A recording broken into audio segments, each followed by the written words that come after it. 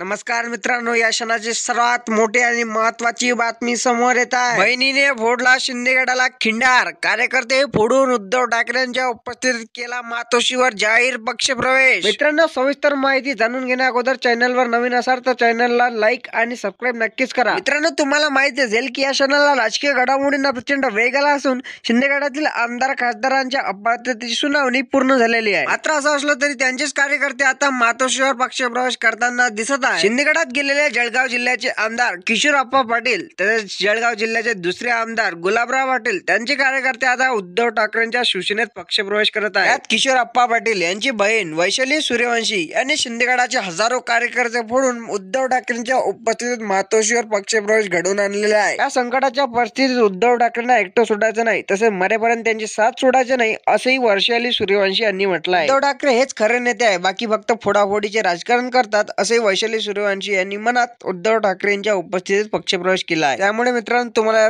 काय वाटतं ते नक्कीच कमेंट बॉक्स मध्ये कमेंट करा.